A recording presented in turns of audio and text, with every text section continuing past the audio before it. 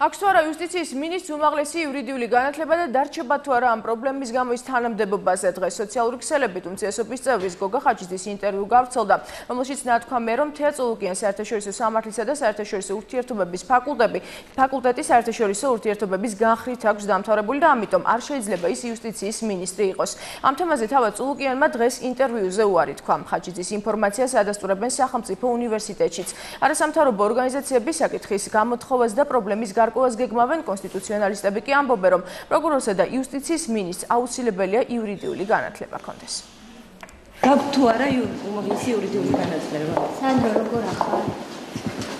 ასეთი რეაქცია ჰქონდა თეა წულუკიანის კითხვაზე, რომელიც მის უმაღლეს განათლებას შეეხებოდა. იუსტიციის მინისტრი, რომელიც ოფიციალური ვიზიტით ბრიუსელში იმყოფება, კომენტარს არ აკეთებს.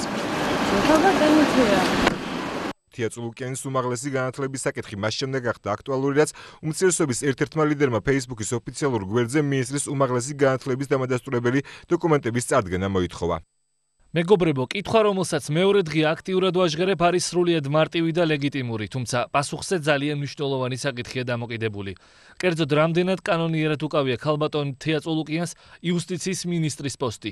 ეს კითხვა ჰაერიდან არ გამიჩნდა. 2 დღეა კონსულტაციებს გავდივარ იურისტებთან და ექსპერტებთან. გულდასმით შევისწავლე ქალბატონი თეა წულუკიანის ოფიციალურად გამოქვეყნებული ბიოგრაფია და მინდა სრული პასუხისმგებლობით განვაცხადო.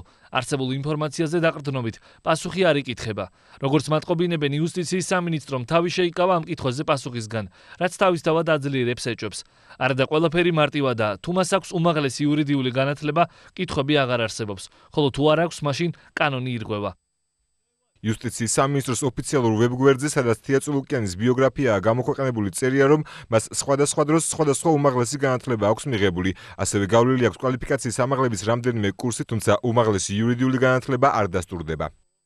1992 წელს ჩაირიცხა ივანე ჯავახიშვილის სახელობის თბილისის სახელმწიფო უნივერსიტეტის საერთაშორისო სამართლისა და საერთაშორისო ურთიერთობების ფაკულტეტზე და წარმატებით დაამთავრა აღნიშნული ფაკულტეტი 1997 წელს. ივანე ჯავახიშვილის სახელობის თბილისის სახელმწიფო უნივერსიტეტში საერთაშორისო სამართლისა და საერთაშორისო ურთიერთობების ფაკულტეტი 2 პროფესიის სპეციალისტებს ამზადებს. როგორც ჩვენთან საუბარში სახელმწიფო უნივერსიტეტის სასწავლო პროცესის მართვის დეპარტამენტის უფროსი დალი კანდელაკი განმარტავს, უნივერსიტეტის არქივში დაცულ დიპლომში წერია, რომ თეა წულუკიანი საერთაშორისო ურთიერთობების სპეციალისტია. საგამოცდო კომისიის გადაწყვეტილებით მიენიჭა მას საერთაშორისო ურთიერთობების მცოდნის კვალიფიკაცია, სპეციალობა საერთაშორისო ურთიერთობები.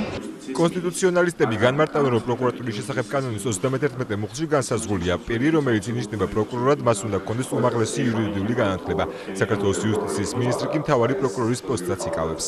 ამ შემთხვევაში ალბათ პირველ რიგში უნდა მოხდეს იმის განსაზღვრა დიპლომი თვითონ არის კონკრეტულად სამართლის მიმართულებით და მას გააჩნია უმაღლესი იურიდიული განათლება თუ საერთაშორისო ურთიერთობების მიმართულებით.